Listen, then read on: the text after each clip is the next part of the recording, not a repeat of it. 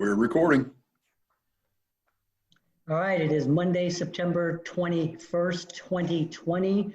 There is a quorum of the board here present. We have all board members present, and I'll call the meeting to order at 6:31 p.m. So the first agenda item is a public hearing, and I will now open the public hearing at, let me read it first, Trophy Club District.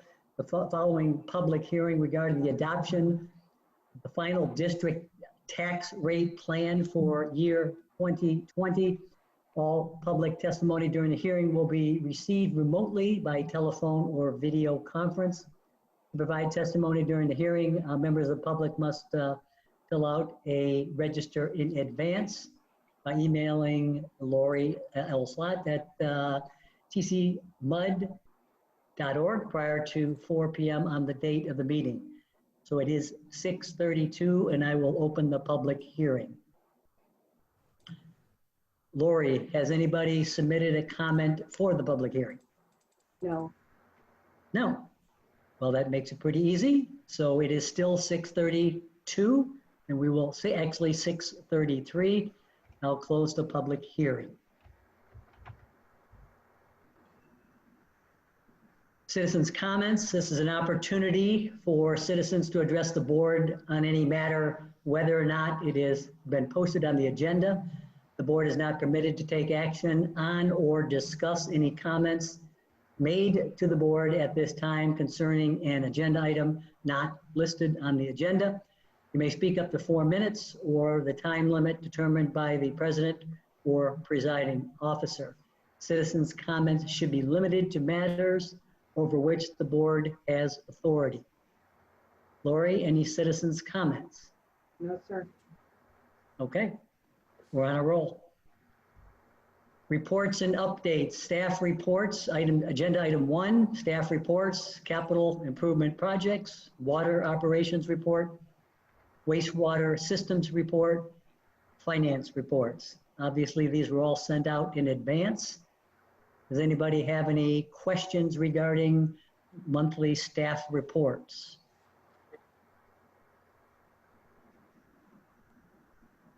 Okay, there you go. Consent agenda. All matters listed as the consent agenda are considered to be routine by the board of directors and will be enacted by one motion. There will not be a separate discussion of these items. If the discussion is desired, that item will be removed from the consent agenda and will be considered separately. 2, consider an act to approve the consent agenda. A, August 2020 combined financials. B, August 17th, 2020 regular meeting minutes. C, adopt order number 2020-0921A as an alpha, declaring surplus property. And D, adopt rate order 2020-0921B as in Bravo, amending the cost for boring and meter fees and setting an effective date of October 1st, 2020. Anybody wish to have any items pulled from that consent agenda? I'd like to remove items C and D. Okay, Director Rose requests that we remove items C and D. Okay, do you want to talk about items C and D or do we vote on A and B? Vote on A and B. Okay, so we are, Director Rose has again removed or asked to remove items C and D. So I'll entertain a motion to approve items on the consent agenda A and B. I'll make a motion to. Okay, Greg moves to approve agenda items A and B. Do I have a second? I'll second. Kelly had her hand up for the second. Motion by Director Rose to approve consent agenda items A and B, seconded by Director, Bill, yes, sir? Director Wilson made the motion. Oh, I'm sorry. Thank you, Bill. by Director Wilson on consent items A and B. That motion was seconded by Secretary Treasurer Castingay. Any discussion on those items? No discussion on consent agenda. No discussion on consent agenda. All those in favor, raise your hand.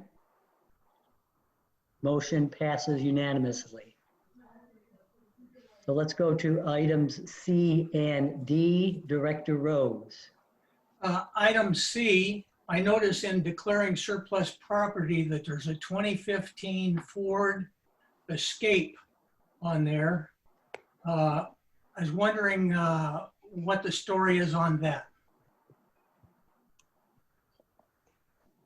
The 2015 Escape is for a future date. Once the budget is approved, there's a vehicle in there to replace that Escape.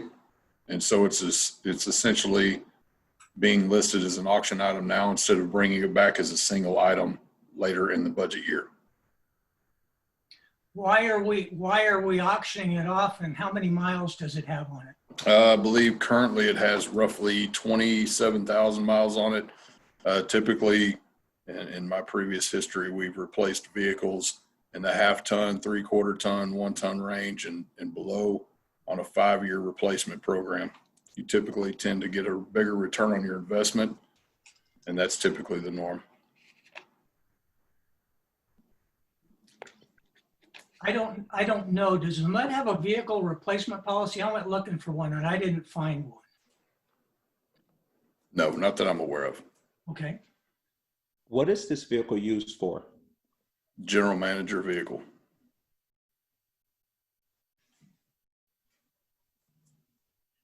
And how are we disposing of, proposing to dispose of that, Alan? There's a vehicle in the proposed budget to replace this vehicle. Yeah, I'm talking about the disposition of that vehicle, the current one. We run them through auction, Lone Star Auctioneers. Okay. For public auctioning. Any other questions on that one, Bill, or you had other issues? Not on that one. Okay. I will tell you, I'm going to abstain because I may bid on that vehicle. Okay.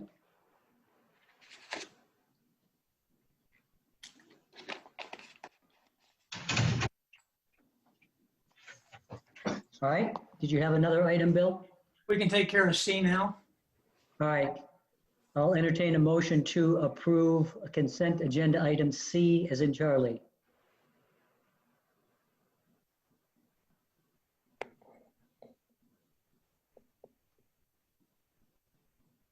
Thing working? I'll make a motion to approve order number 2020-092A as an alpha. Director Wilson motion moves to adoption of order 2020-0921A as an alpha. Do I have a second? Mark seconds that. Bill, you have said you're going to abstain from the vote. So those in favor of the motion, item C, Charlie, please raise your hand. We have 4 yeses, approvals, with Bill abstaining.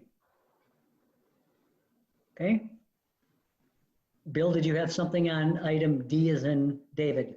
Yes, I had a question on the way that this is put on the agenda, and it's a legal question, I guess. The way this is written, amending that rate order, are the discussions and actions on that rate order limited to just cost for boring and meter fees and setting an effective date? Or may other things within that rate order be discussed and changed? Let me look at your agenda item and I'll answer that quickly.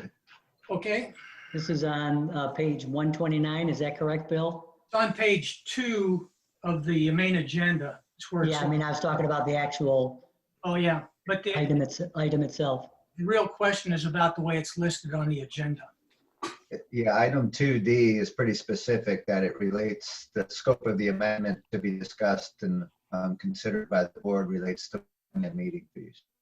Okay, thank you, Tony. That's kind of what I understood. I just want to state that I'm a little disappointed that we didn't have the opportunity to adjust the rate order after we discussed the budget, just in case there's something that comes up in the budget that might impact the rate order. Other than that, I'm ready to vote on item D. Okay. Are you going to bring up the motion, Mr. Rose?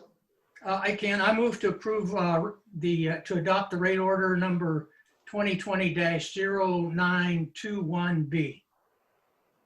Okay. I'll second it.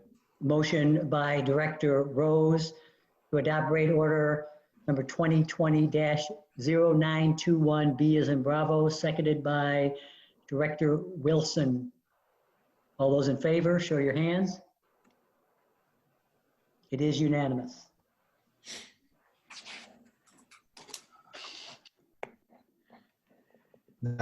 Bill, Yes. this is Tony. Obviously, in the context of the budget, I think you'll have an opportunity to talk about revenues, although any action relating to a subsequent amendment of the rate order would be done at a subsequent meeting. But I do believe you'll have an opportunity to discuss revenue sources in the context of the budget item. Yes. Thank you.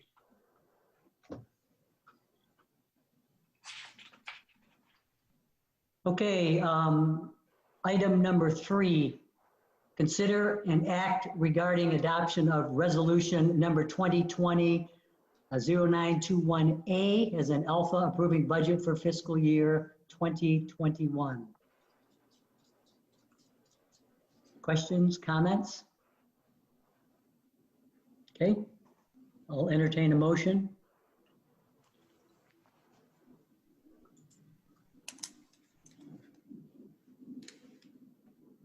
I'll make a motion to consider an act regarding adoption of resolution number 2020-0921A, approving the budget for fiscal year 2021. Motion by Secretary Treasurer Castengay, consider an act regarding adoption of resolution 2020-0921A. Do I have a second? Second. Second by Vice President Chapman. Any discussion? Director Rose. I have a question on page 155 of the packet. I think this is still within the budget. And when everybody's there, it's for Stephen.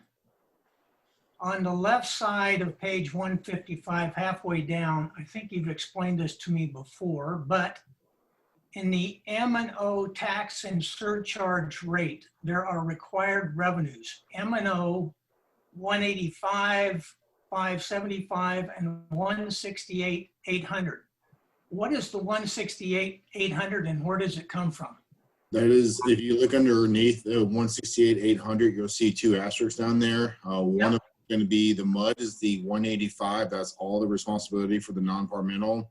And the double asterisk on the bottom there is the PID. They only have to, they're only provided for the legal and the auditing service on there. Okay, so those lines clear on across the page then. It's, you know, it's set off in a pink box. So that where they're at then is like a horizontal line on a cross and carries across in the diagram. Correct. So you'll see the yellow there for the PID tax surcharge rate. Yes. Basically what I'm doing is taking out the 2 items in the non-departmental that they're not responsible for. So I can get the allocation of what they're responsible for and what kind of tax rate I have to create for that. To Okay. get in lieu of. Okay, I'm good. Thank you.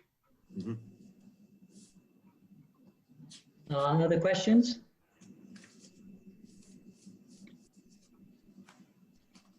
All right, we have a motion and a second. All those in favor, raise your hand. Motion is unanimous. Item number 4, consider an act regarding order number 2020-0921C as in Charlie, fixing and levying Trophy Club Municipal Utility District Number 1 debt service tax rate and operations and maintenance tax rate for the 2020 year.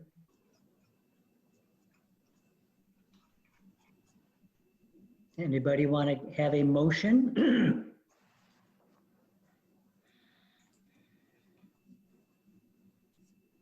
I make a motion to approve order number 2020-0921C as in Charlie for fixing and living Trophy Club Municipal Utility District Number One's debt service tax rate and operations and maintenance tax rate for the 2020 tax year. Motion by Vice President Chapman regarding order number 2020-921C as in Charlie, fixing and levying Trophy Club Municipal District 1 debt service tax rate and operations and maintenance tax rate for the 2020 tax year. Do I have a second? I'll second it. Seconded by Director Wilson. Any discussion? Director Rose. I have a question for legal. Do we need to state in that motion the amount of the tax rates? I knew you were going to ask that, Bill. I think you did last year. Unlike a municipality, the board of a water district does not legally need to state it in the motion itself.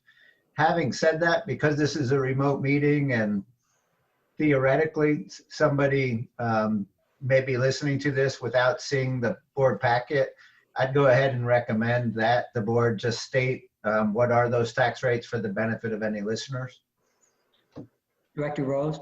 I move to amend the motion to include the statement that the debt service tax rate of 0.03589 on each $100 of taxable value on all taxable property with the district, and the ad valorem maintenance tax rate will be 0.07185 on each $100 of taxable value on all taxable property within the district. I'll second that amendment. Okay, so Bill, there was two clarifications, the debt and the ad valorem. Let me just repeat the numbers so I make sure we have them. Debt is 0.03589 per 100 value in property tax. Ad valorem was 0.7185 per $100 of taxable value. No, 0.07. I'm sorry, that's what I wrote down. I had that and didn't read it right. 0.07185. I don't want to see that tax increase that much. That's a good catch. Thank you. Any further discussion or comments? So those all in favor of the motion that was already put forth and seconded with the amendment just discussed by Director Rose, all those in favor, raise your hand. This is a vote on the amendment, correct? This is the amendment only, Steve. This is it. Vote on the Okay. amendment, then on the original motion. All right, voting on the amendment, the two amendments that Director Rose just talked about, and I repeat it. All those in favor of the amendment? Okay, the amendment is approved. So let's go back to the original motion. And that was regarding 2020-0921C, fixing and levying the municipal utility district, debt service and organization and maintenance. So I believe that was Vice President Chapman, correct? Moved, and Director Wilson seconded it. Correct? All right. All those in favor of that, please raise your hand. As amended. As amended. Okay. Did you catch that, Lori, with the amendments? Great, thank you. Item 5, consider and act to approve amendment to district information form, including notice to purchase form, purchaser form. Director Rose. I move to approve the amendment to the district information form, including notice to purchaser form. Okay. Director Rose moves to consider and approve amendment to district information form, including notice to purchaser form. Director Castingay, are you seconding? Yes, I second. Let me reread that. Yes, Mr. Rose. I move to approve, not act or consider. We are considering. I move to approve. Okay, Director Rose moves to approve. Thank you for that clarification of the amendment. And Secretary Treasurer Castingay, second. Any commentary? Yes, I second. Kelly? I second. Oh, she seconded, okay. Oh, Comments? Okay, all those in favor of the motion, raise your hand. It is unanimous. Item number 6, agenda item 6, consider an act to adopt resolution 2020-0921B as in Bravo, approving 2020 tax roll for Trophy Club Municipal Utility District 1. Do I have a motion? I make the motion that we adopt resolution 2020-0921B as in Baker, approving 2020 tax roll for the Trophy Club Municipal Utility District number 1. Motion by Vice President Chapman to adopt resolution 2021-091B as in Barabo, approving 2020 tax roll for Trophy Club Municipal Utility District. Do I have a second? I'll second it. Seconded by Director Wilson. Any discussion? All those in favor, raise your hand. It is unanimous. Item 7, consider an act regarding annual renew of district investment policy and investment strategies, including A, adopt order number 2020-0921D as in David, approving amended and restated investment policy, including the district's investment strategy and appointment of investment officer or officers. Director Rose.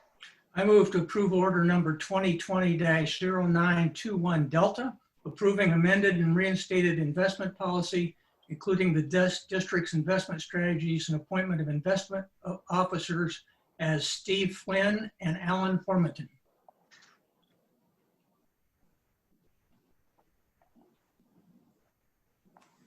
I'll second I'll that. second.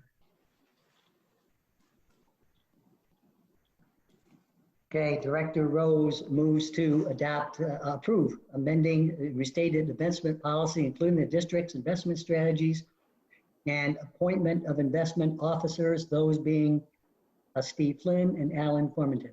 And I believe that was seconded by Vice President Chapman. Mr. Any Wilson, discussion? Director Wilson. All Either those in one. favor? Since you Raise your just hand. say a name, I would assume you would want to add mine on there to make sure I can do my due diligence.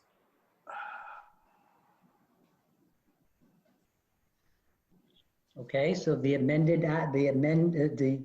corrected or addition is to add Stephen to the list of signatories, which is myself, Steve Flynn, and Alan. There's no discussion. All those in favor, raise your hand. Oops. Discussion. The original Wait, person who made the you motion said has to consent twice. to the amendment.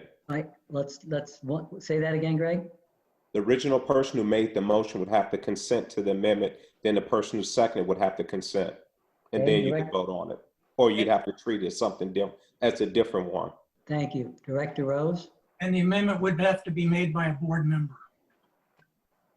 Now, so I have just a question to start off with. I only went with what was in the packet as far as the investment officers that showed as having documents. Stephen, are you currently on the investment officer list? Yes, it's mandatory that I'm in the list and my certification should be in there. Okay, I'll accept responsibility for missing it. And I would like to amend my own motion to add Stephen Krochek as the third investment officer. If I can Okay, so have, Director Rose amended his own motion, adding Stephen Kravchek to the list. Do I have a second to that motion? I'll accept that amendment. okay. Director Wilson accepts or seconds the amended motion. All those in favor with the change that Bill mentioned, adding Stephen Kravchek to the list. All those in favor, raise your hand. I put It that is you- forth as an amendment. So Say that again, Bill. I put that forth as an amendment. I guess if you want to consider it a friendly amendment and press on, I guess you can. Yeah, he amended you amended the original motion. Yes. And it was accepted by me who seconded it. So Okay. we could So vote that on becomes, this once. that becomes a new motion, correct? We'll call it friendly. Okay. Item 8, consider an act to adopt resolution 2020-220921C as in Charlie, cash reserve policy.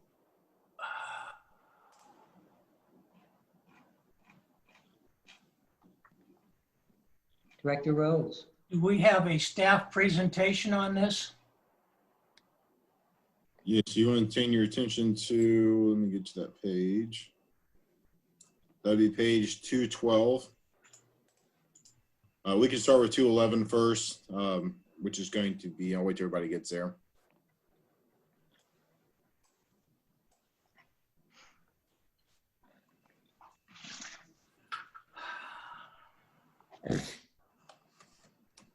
All right, everybody's there with the new reserve policy that was approved by the board last July. We will now be bringing this with a budget each year to review where we're looking at finishing out the year and what reserves we have and what categories they would fall under. In this packet on page 211, this is going to be as of the end of August what our cash report looks like. This is going to be where the cash sits in the depositories, investment and escrow. The next chart down is going to be what category that these cash types are in. And then we have the actual funds in the very bottom. What we want to pay attention to is on page 212 is where the designated reserves are. We looked at this before. I brought this to the board a few months ago to kind of show where we were, a snapshot at that time. The only thing that would probably stand out on here is we do have the 600. If you go on the chart and you go down to the second to the far right, you'll see undesignated reserves. We do have 647,000 in there. My recommendation as staff is to take that undesignated reserves plus any reserves at the end of this fiscal year and move those into the rehabilitation and replacement reserves. And we would increase that.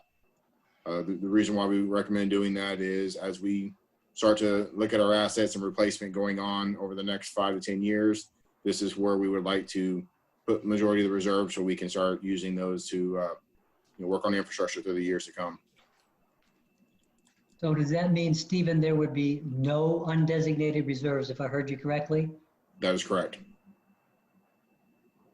And the big key is where we're going to finish this year and how much surplus we're going to have for this year. I won't know that till the year finishes up and all the invoices are in. But whatever the surplus is, my recommendation is to take that with the undesignated reserves and move that over.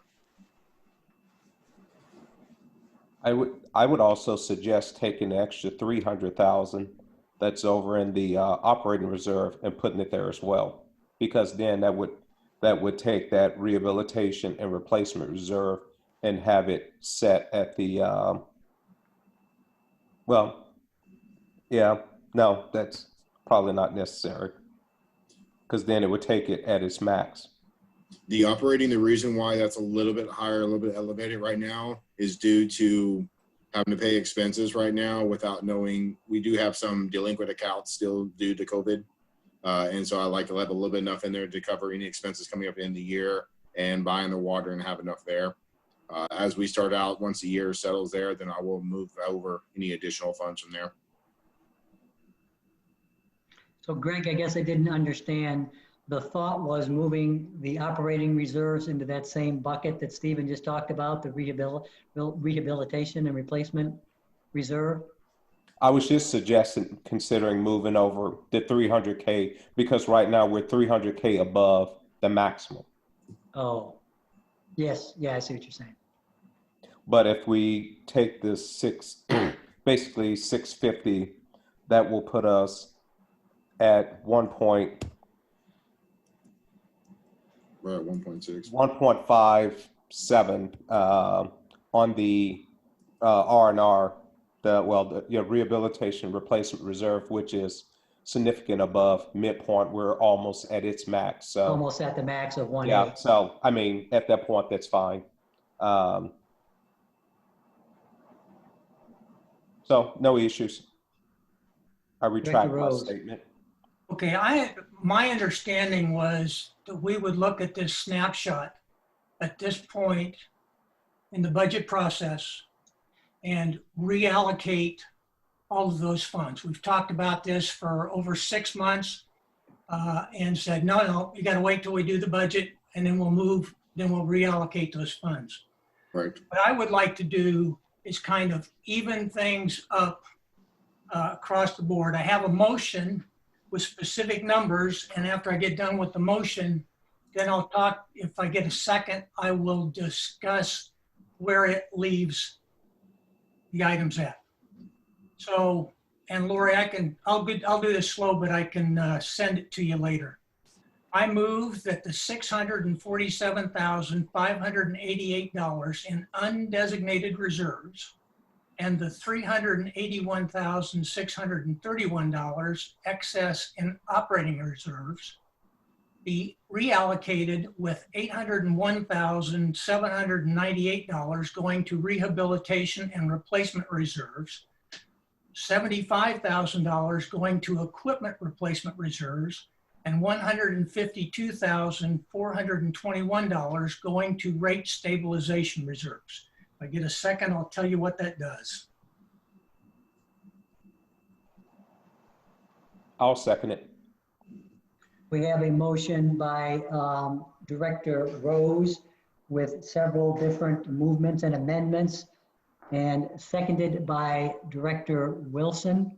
So Bill, if you want to walk us through that. Okay, so as you're looking at your page 212, what this does is it takes the operating reserve, the first column, and it leaves the blue line at the max amount per the policy.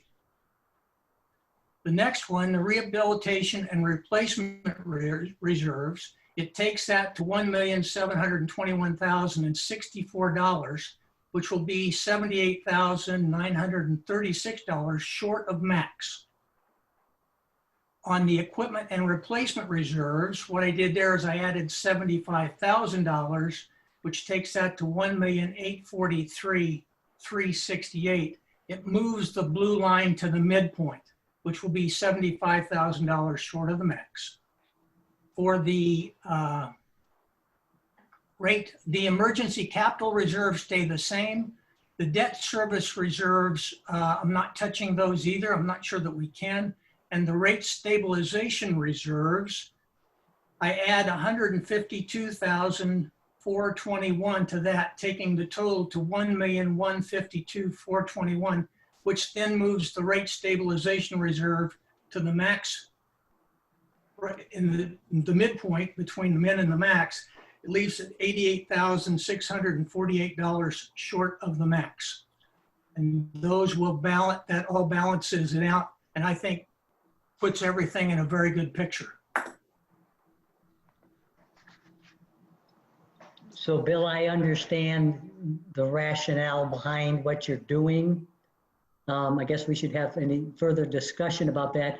Lori, I didn't recap all of those numbers. Is there a way we can capture all of those movements? I'm not sure if you were able to, or Bill, you have He's going to something? email it to her.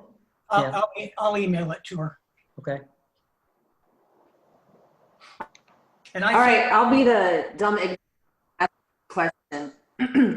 Stephen, were you the one that came up with putting the money in all these reserves, or was that us as a board That was a doing collaboration the with different? the reserve committee with the board members and the staff. Okay, and who were the board members during that again? That would be first member. Steve, Lynn, and It was Bill. Rose and I. Oh, sorry, Okay. Mr. Flynn. What we did, Kelly, is when we set this out in the reserve policies, we established minimums and maximums. And then what Stephen has done has basically taken and, if you would explain it, you put some numbers in basically where they might be at the current time. And so we just, during the budget process is when the board gets an opportunity. You only get one snapshot a year to do this. So it's during the budget process, we take a look and we make the changes on the allocations. If there was if a board in the future looked at this and said, hey, we're really short here, you might be considering changing your rate structure, changing your budget, which would affect your rate structure so that you would be increasing your reserves. On the reverse side of that equation is a future board might get to the point and look at this allocation and say, that's the correct allocation that we want. We're at max, and now we can lower our rates. So that's what's going on. And Kelly, just trying to help out. So if you look at the basically the legend underneath the graph there, I took everything that's in the document and tried to put the parameters on where I'm coming out with the minimum and the max. And then the blue lines in between are all where we sit as of the end of August. So I just try to make it visually to take the whole entire document that's above this and put it into an easy way to flow through it. Bill, do you Okay. have that, do you have that listed out, Bill? Yeah. That you can send to Lori? Yes, I've got it here in a note on the side of the page. I can just cut and send it to her. Okay, so is there further discussion about what Bill is proposing?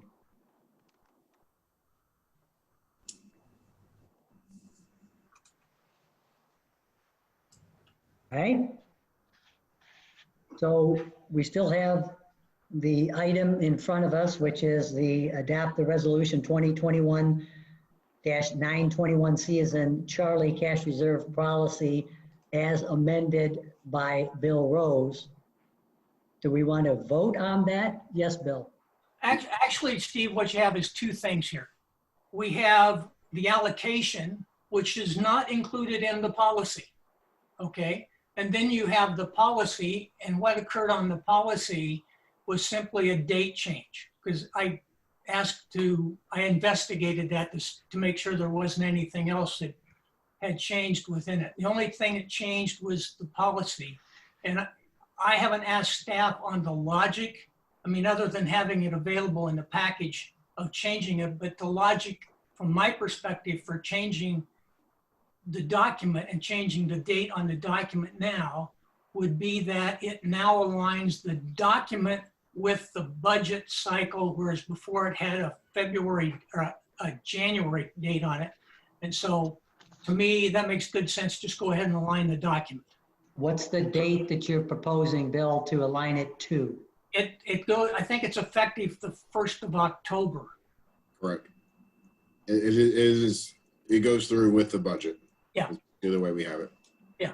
So to me, that makes sense. So the first thing I would do is vote on the alignment, the reallocation, and then I would vote on the document itself. Okay. So let's talk about the amended, the suggested revisions that Bill talked about, and then I didn't capture all of those, but Bill, you're going to be sending those to Lori for clarification. And so does anybody have any questions about what Bill specifically talked about? If not, we will vote on that adjustment to the reserve allocation as amended by Director Rose. All right, hearing no questions, those in favor of the reallocation as outlined by Director Rose, please raise your hand. Motion approved unanimously. So let's then go back, Bill, to the motion itself, which is to consider and act upon and adopt resolution number 2020-0921C, as in Charlie, cash reserve policy as amended with the effective date of October 1, 2020. Yes, Bill. Okay, I move to approve resolution number 2020-0921, Charlie Cash Reserve Policy. You want the effective date of October 1st in there? No, it's in the policy. Okay. Do I have a second? Vice President Chapman seconds. So we have a motion by Director Rose to adopt the resolution 2020-0921C, cash reserve policy, seconded by Vice President Chapman. Discussion? All those in favor, raise your hand. It is unanimous.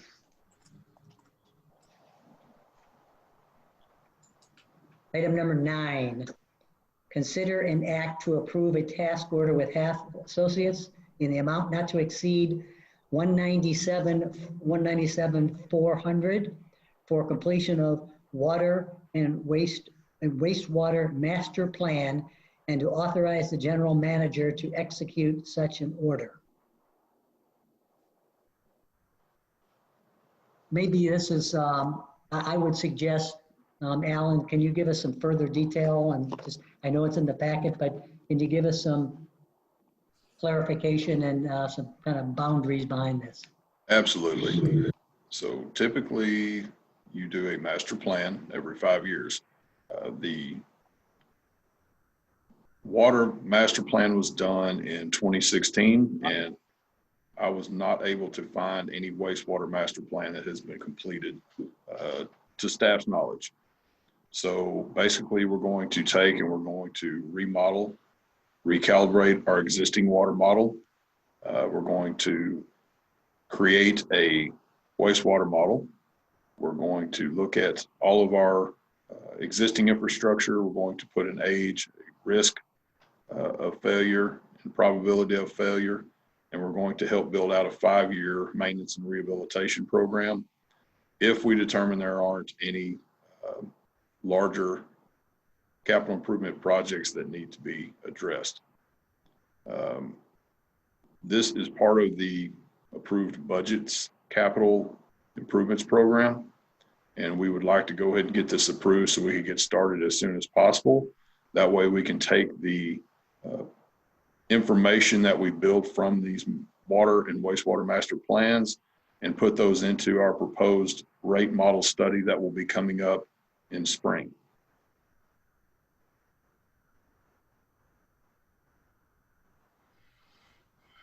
I'm looking here at the attachment.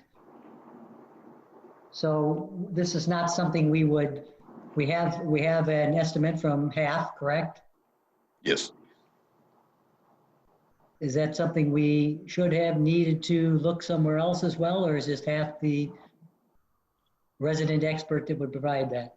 Yes, that's correct. And when we went through the engineering process, this is one of the drivers for selecting Half and Associates, was questioning them on their ability to perform these types of modeling efforts, which they have experience, and also looking at long-term build outs for asset management, which is another reason why we decided to go with them. They have already helped us compile and build our GIS platform, which is going to be the basis of starting these water and wastewater models, and they are extremely capable of handling this. Director Rose. I do question Yes. on the wastewater master plan. Wait a minute. Hold on, let Bill, you had your hand up first. Go ahead. Okay, I have several different items down through this, but I'm going to try and combine them all together. In the overview and scope of services, we talk about Half plans to utilize the existing hydraulic model from the previous WDS and update it with the GIS information. I want to be kind that if that is talking about the hydraulic model that I remember from a few years back, that was, let's say that the projections were inflated. I'll just be kind and say that. And so I'm concerned a little bit about using some of the, I don't have a problem using raw data, test data, or data that was obtained in the line studies and stuff like that. I don't have a problem using that.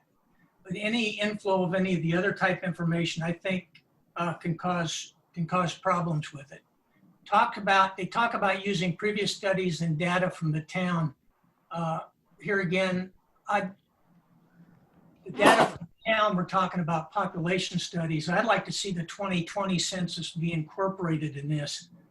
And so the other thing that you're kind of keying up against was the rate study. And we did that, like I said, in 2016. And you do, if you're looking at a 5-year time frame, and we did that with new gen strategies.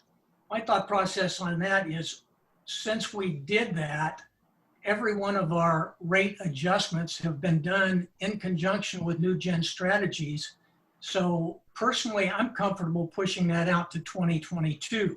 I would rather not compress half's work if we don't have to, and let it flow a natural course, and then do the rate study in 2022, because I don't think there's going to be a big change. I don't see a big change in rates. So I think we're probably pretty, I'm comfortable with our rate action up to this point. Let me just go there. So Bill, let me ask you, you mentioned the 2020 census. That's not even available yet, right? Oh, I don't know when it will be. I wouldn't expect it to be out until early part of next year. But that's going to be our most accurate data. Oh, I agreed. So, And I'd like to speak to your sure. comments on that too. So part of this is when you talk about modeling, you look at a development phase for your projections. That's one piece of the puzzle as you spoke of. They typically use COG data and any local data. They take all of these data sets and come up with the most relevant for our area or our community. The line types that you're talking about from previous studies is the actual, it's a digital platform of our infrastructure in the ground and how the water flows through it. It's more of a hydraulic model than necessarily taking the projections. The projections push the hydraulic model, but it's based off of the data from the proposed census, any kind of COG data, town data, anything that we now know. Now that you're referring to the 2016 population projections, obviously y'all have seen that development has slowed down or may not be progressing as previously thought. And so when we start going through the study, they'll be looking at that information in detail. Yeah. The second thing I'd like to say is this is a 6-month project. So if we go ahead and begin now, they're not going to be crunched or pushed for time as far as the master planning efforts go. So we can still make sure that we communicate with our rate study folks and make it all align. I believe Stephen's already communicated that to our rate study consultant and let them know that we're looking at probably late February, maybe early March before we get them any information to start compiling. So that way, when we start the budget process, we're using relevant data looking at a 5-year forecast. Okay, I don't have a problem with starting with half at this point. I just didn't want to crunch them in any way and maybe not get as good a projection as we could get otherwise, because basically we're built out. So it's pretty limited going forward, but I just wanted to put that out there. I obviously went through the document. There's some things in there that some questions that will be answered that I really look forward to getting answers to. For example, a possible emergency alternate sources that we might be looking at. To me, that's an important item. Another thing too to consider is when we go through this model, we're going to implement the interconnect line. And so that's going to completely, I'm not going to say completely change, but that's going to modify the way our hydraulics of our system are working. And it's going to give us a better picture to look at what we need to do. Also storage capacity, we may already be at capacity. From my opinion, I think that we are, but we're still going to go ahead and look at that and make sure we won't make any long-term plans. It could be something that we're looking at 10 to 15, 20 years out, but we still want to go ahead and make note of that. So if we want to start creating these buckets, as y'all have done, we start allocating effectively. And the next item will also be a part of this. It's our computerized maintenance management software that's going to help us build our assets, put a monetary value to it. So that way, Stephen, when he's coming in with a 1.5% allocations for replacement, we actually know a true number for all of our assets. I view all of this as gold standard type stuff. I mean, I'm in favor of doing these things. Like I said, I just didn't want to crunch somebody. Understood. And that was a concern that I had. And like I said, Stephen and I, we've talked to our consultants to make sure that they could still build adequate models and plans and still meet that deadline and make sure that nobody was up against a wall. Okay. If we get up against a wall, I'm flexible. Thank you. Greg, did you have some comments as well? Oh, yes, I did. So I think to Bill's point, and I think he and I may have the same concerns, there was some assumptions built in the initial water distribution system that I think are problematic. The lack of the fact that it states that the wells will no longer be available. There was some issues with population. I think you guys have already discussed that. So I would just be very, very careful about what data you rely on historically and bring it into the new document. Make sure everything is vetted. I would not assume that it's true unless it's, like Bill said, to some extent the hydraulic data, but that's going to change based on that interconnect line. And then the curious one was the wastewater collection system, given I think the capacity, well, what's going through the plant versus the size of the plant. I think we're running at, I don't know, 25, 30% capacity. I'm wondering what's that going to show us? Well, we're not actually looking at the wastewater plant itself. We know that we have adequate capacity, so we stopped the study at the wastewater treatment plant. The collection system is going to include everything as far as each sewer shed basin. We're going to look at specific locations such as lift station 1 and potential other areas to find out, one, can we eliminate a lift station? What's the long-term cost of replacement, maintenance and operation costs? We're also going to be looking at how we come up with a 5-year plan of how we're going to meet our sanitary sewer overflow initiative we just had approved, where we're going to smoke test, where we're going to spend our money first. So we're trying to do our best to eliminate inflow and infiltration. This study is going to focus more, it's going to be less on capacity restrictions because we don't have any capacity restrictions. We have more inflow and infiltration issues due to age and pipe type. So that was part of, before we began this process, we communicated with staff to find out if there were any areas of concern that we needed to identify for capacity restrictions. And so we don't. Okay, makes sense. Thank you. Did we get a motion? I just have one more comment. So Alan, obviously there's concerns is the wrong word, but a number of issues were brought up. So going forward, how will you keep the board up to date on what's happening? How's the process going to work? It depends on how you prefer as a board. We can bring it as an item to discuss as we have relevant data on projections and keep you all in the loop. Obviously, we're not going to receive a final report until later in the year. So we'll make sure that everyone is available and understanding of what projections we're looking at and some of the information that's come out from the very beginning of the planning efforts. Because the main driver from a projections standpoint is your population. You need to know what land availability you have left, what we're going to use it for. That's your main determining factor. Yeah. And And also over, as you can, I mean, you can look at some of Stephen's charts over the years, the use per person has decreased. And so, I mean, those type of factors need to be included, or I'm sure will be included in the model. So, I That's mean, correct. it's, once again, we're talking, to me, this is important stuff for, especially for mud that's 70 years or 40 years old. So I guess that was my point, Alan. How do we make sure that just the things that were brought up today are captured? I mean, I'm just wondering about the feedback loop before we get the final report. We're gonna bring it to you and let you know preliminary information that we pull out of the report. We'll bring an item back to the board so y'all can be up to date and aware of what has been compiled and where we're headed. I guess a suggestion might be before you get to the end, which a preliminary report would suggest you're close to the end, maybe there's some halfway point or something that's an update about the progress and here's where we're at. And I don't know, just kind of some keep us in the loop update before we get all the way down to the end of the track. And we can do that as part of the capital reports.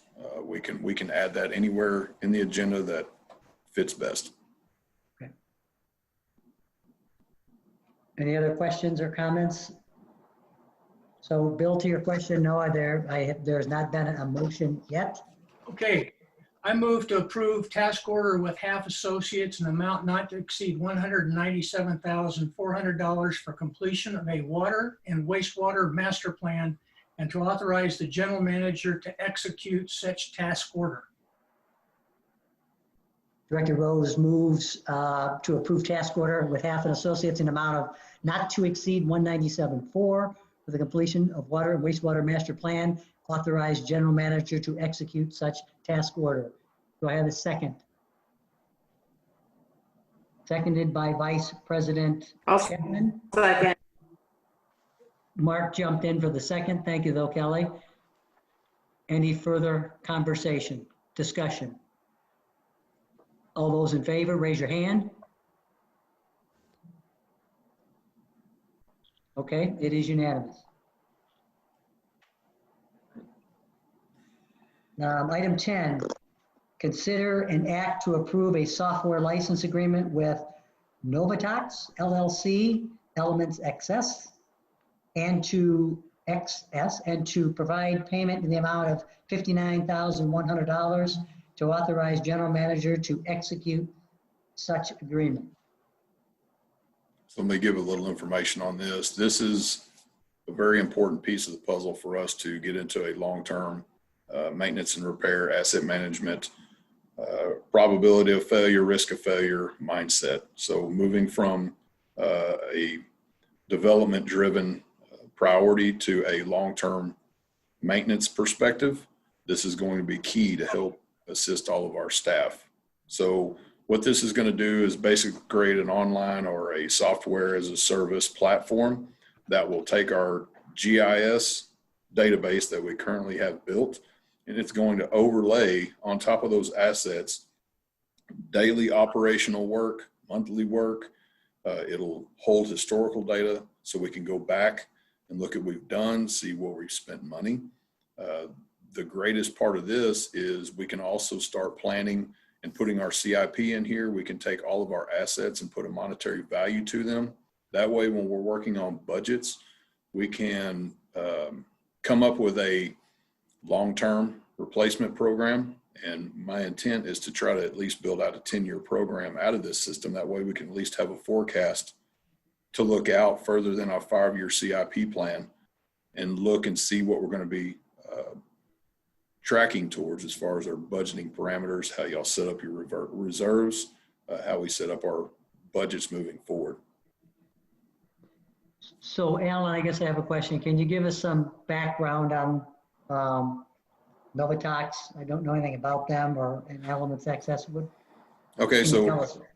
there's a slew of computerized maintenance management software programs out there. I've implemented 3 different types in my career.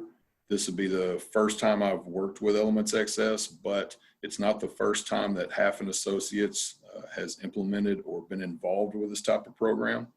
I met with the Harlingen Waterworks folks, I think is about 4 or 5 years ago, and communicated with them because they implemented this program.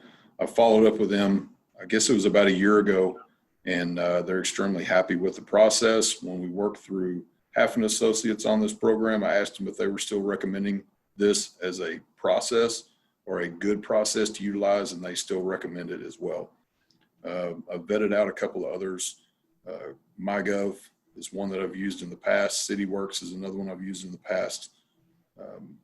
Cartograph is another one that's becoming more popular, but I know this one has been set up specifically for water and wastewater utilities first, and didn't want to go with one that had been set up on other platforms and then modified to make it work.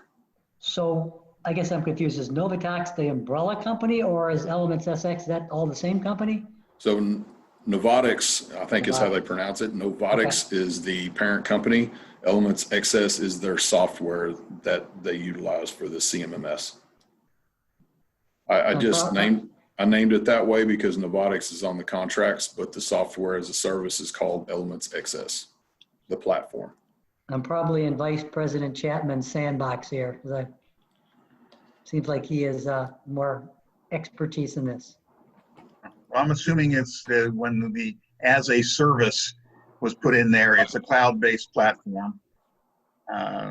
No problems there. I'm assuming it does all the mean time between failure and predictive analysis for, future failures and that kind of stuff for replacement and, typical stuff for CMS, right? Yes, sir. Okay. It's part of the puzzle that helps us build that. So while we're working through the master plan and implementing the CMMS, we're going to be taking all of our data, and as we build this program, Stephen's going to have staff working directly in this to where basically with our consultant and staff and operations staff and finance staff, we're all collectively going to come up with the best case scenario. We're going to figure out what is the most probable for failure, what's the most risk of failure. We're going to implement our emergency response plans as part of these, and we're going to start tracking these assets with a monetary value. That way, when we come in and ask for CIP and we build out a 5-year program, underwater, I hope to have a select areas that are going to have a monetary value with the construction cost and probable construction cost, engineering, everything all inclusive. So that way, when y'all are making decisions on where we're going to spend our money, you have better data to back that up. I did notice that we finally get 811 integration. Finally, as Mr. Rose pointed out one time, I think several times back, 811 has been something we've been wanting for a while. I'm not sure when 811 was implemented, but we've already have that in the process, and our staff gets automated work orders. What this is going to do is, again, overlay that platform onto our work order. So it'll help us better track our timing of our staff, where we spend all of our time, where we need to go and start focusing and making better efforts to work on asset management itself. Yeah, 811 has been around maybe a year. Yeah. Director Rose. I think it's important to make the point that we're moving the mud away from a mindset of run to failure, where you'd run a piece of equipment until it failed. And we all know how Murphy operates. He never fails when it's convenient for you. He always fails at what seems to fail when it's most inconvenient. That drives up your costs. A program like this, where we can look at mean time between failure rates and work our maintenance and monitor closely when we expect a part to fail and look at it and catch it before it fails, just before it fails, we save money because we can program it into our work schedule and take care of that problem. This is important to me for a good running operation. And I don't want to discredit what staff has already done. They do an excellent job. This is just bringing us into a 21st century mindset.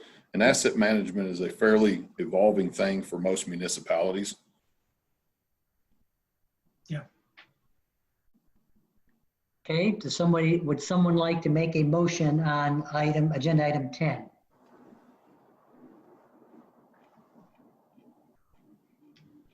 Sorry, I was reading through the agreement again. Let me get back up there.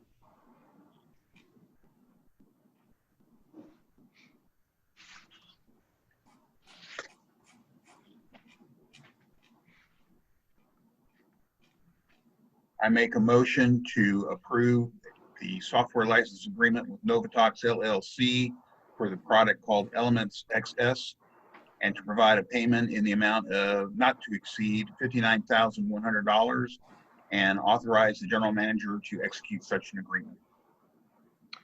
Motion by Vice President Chapman to approve software license agreement with Novatics, I'll get that right, and to provide payment in the amount not to exceed $59,100, and to authorize general manager to execute such agreement. Is there a second? Seconded by Director Wilson. Any further discussion? All those in favor, show your hand. Motion approved unanimously. Item 11, consider and act to approve a contract with Four-Man Furnace for website upgrades at a cost of $34,250, and to authorize general manager to execute such contract. This is also a part of the upcoming budget capital improvement program. Our current website is a WordPress platform, and while our website has a lot of data on it and it's set up it's still not the most innovative way in providing the best user experience.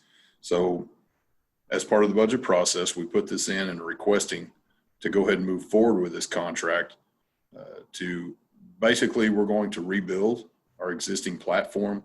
We met with 3 separate vendors, and this is the one that we're recommending based off of their abilities, capabilities, mobile-friendly platform, their ability to come in and understand the mud itself. So Four-Man Furnace was the consultant or contractor that created our current website platform. And so they are here local, and that is one of the reasons we decided to go with them.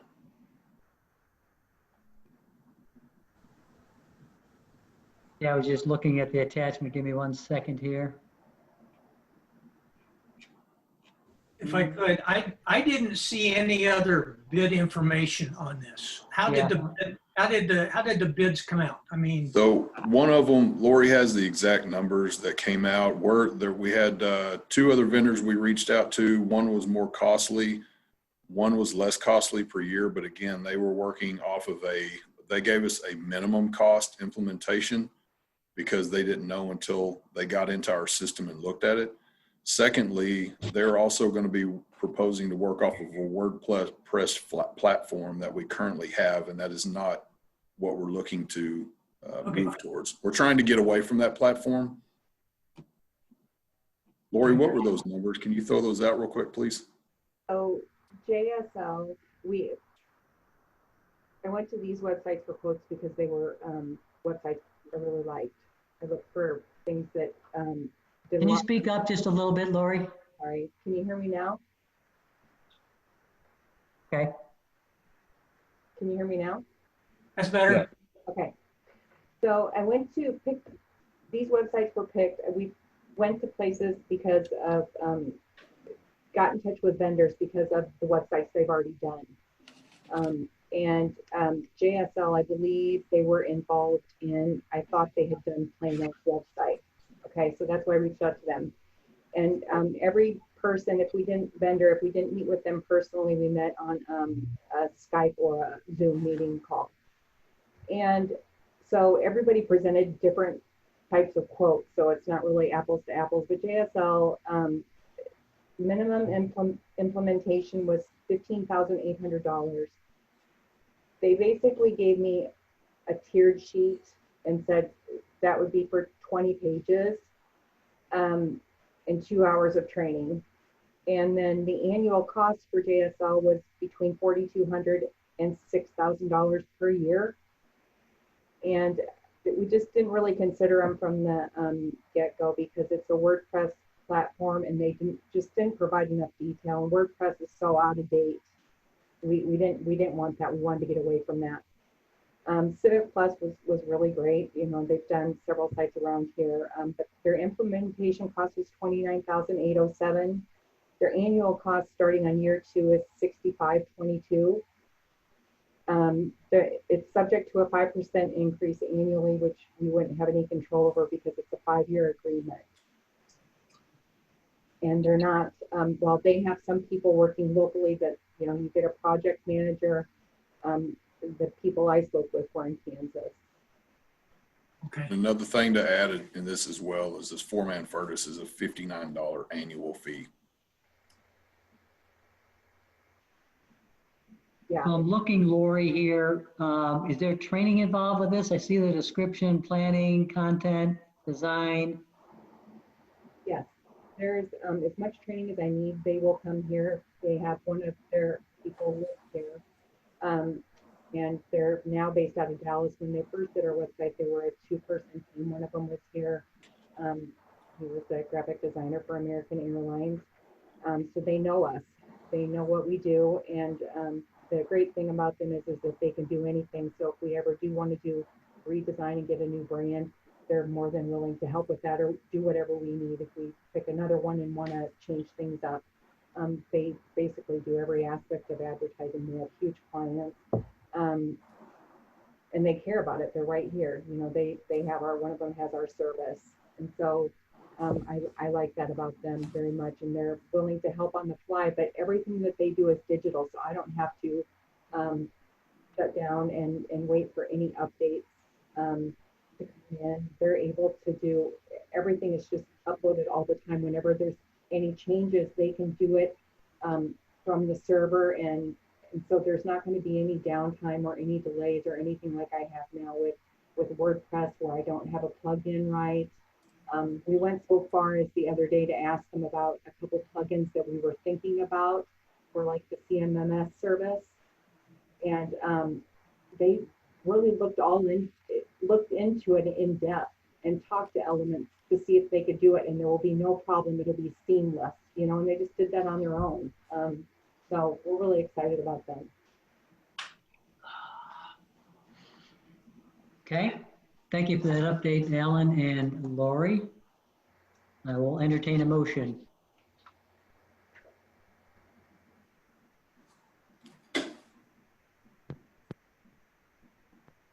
That's an IT guy.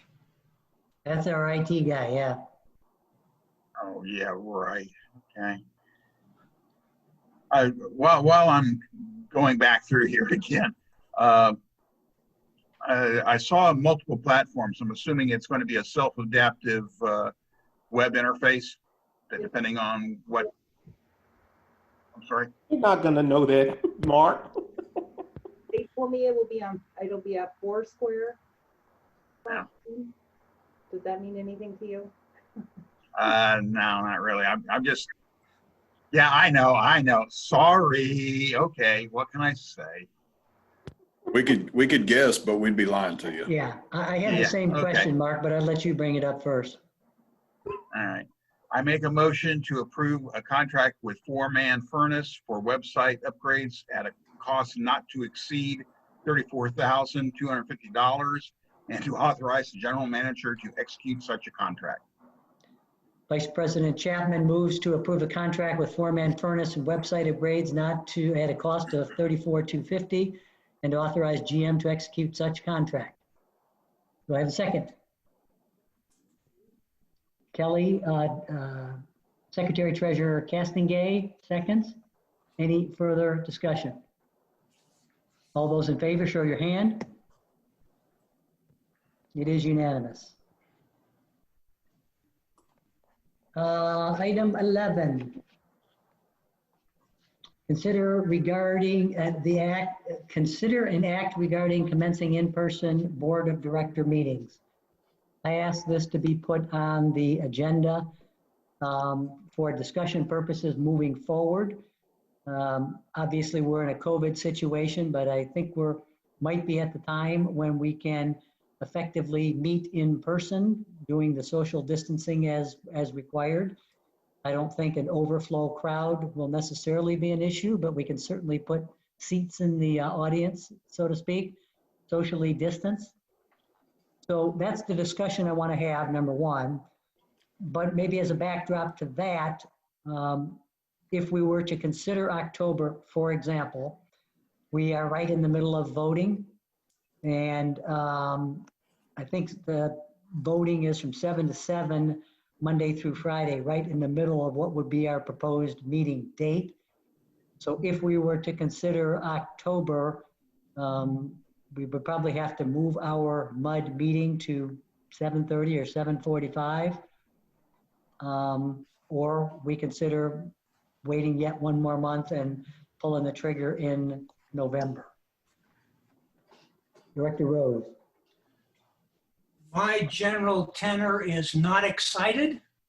Checked the Tarrant County, well, I checked both Denton County to see what they had going on, and Tarrant County, since it's only a block away from me, the test results 7-day average for Tarrant County is running about 11% positive. That's far above where it was in May. And as much as I like you all, every one of you is a vector, and I'm not interested. Thanks very much. I guess my issue is many of the other entities are meeting in person, including town council.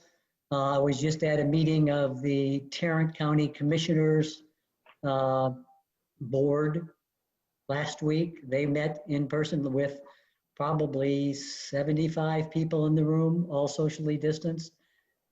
So it's my opinion we should start thinking about it, but that's just my opinion. Greg, Kelly, anybody, Mark, you want to weigh in? Kelly? Yes, so my opinion is to meet in person. We can totally social distance. There's plenty of room in that area. However, with the early voting going on, there's no way we can get that wiped down and cleaned off to have a 7:30 or 7:40 meeting in time. Because I know cleaning services come in every day in the MUD building.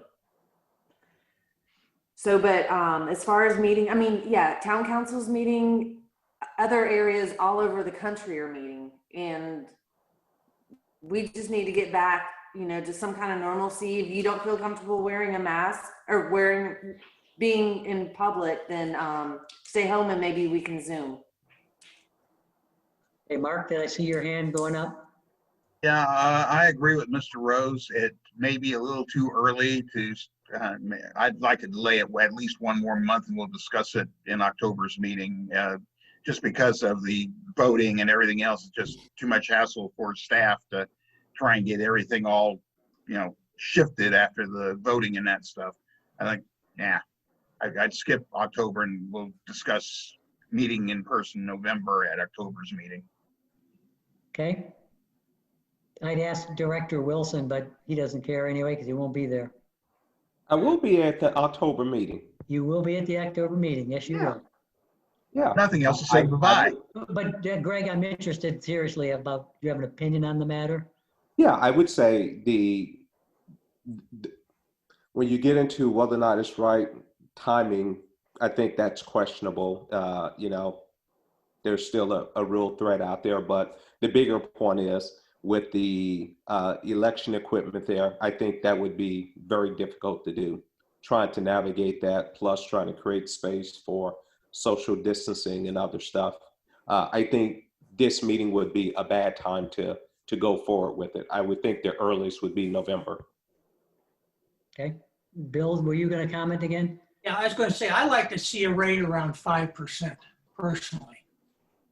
Because I mean, I'd have to go pull the CDC, what the CDC was talking about, but it seemed to me that 5% was the number that they were talking about. And, I will grant that we're a small group, and we would probably stay a small group, but you're still talking about, I don't know about the ventilation in a room, aerosolization of the virus. All of my friends have it. They're all asymptomatic and they all look good. And of course, one of our board members happens to be a social butterfly that's always at the golf course that I can tell. Thank you very much. I know, we were talking about Outdoors. Kelly. Outdoors. I guess. No, I am outside all the time. I do not go inside. Outdoors. Outdoors, yeah, I'm saying outdoors at the golf club, yeah. I guess. I'm sorry, I'm not talking to, I'm kidding, I Kelly. social distance. So my input into the matter, Bill, to your comments, I mean, obviously, we're following what the governor is recommending. We have restaurants that are open with certain guidelines. We have a lot of things going on, including nonetheless our own Trophy Club Council. So I'm an advocate of certainly waiting. October doesn't seem to make sense to anybody. I think we should table, I'm suggesting we table this discussion till October and have the same discussion about a November meeting. Everybody okay with that? I see a big thumbs up from Mr. Wilson. I don't have a problem discussing it. Okay. We'll table that till October. All right. So we're going to go into executive session, but before we do that, pursuant to item 13, executive session pursuant to section 551-0.072 of the Texas Open Meeting Acts, the board may deliberate to purchase, exchange, lease, or value of real property if deliberations in an open meeting would have detrimental effect on the position of the governmental body in negotiations with a third person. A, purchase easements of real property interest required for access to wastewater lift station number 1. It is 7:53, and we will convene into executive session. And we're ready to go, Steve. All right, it is 8:26, and the board is convening back into regular session. There are no action items coming out of executive session. Item 14, consider and act on matters oops, we just did that, sorry. There is no executive actions. Item 15, future agenda items. I think, Lori, we captured one, which would be a discussion in October about future meeting, in-person meeting, so let's capture that. Any other agenda items for October?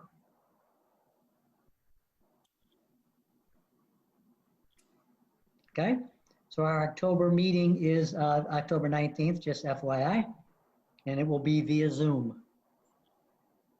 So if we have no future item agendas, the time is now 8:27, and I call this meeting adjourned. Good night, everyone.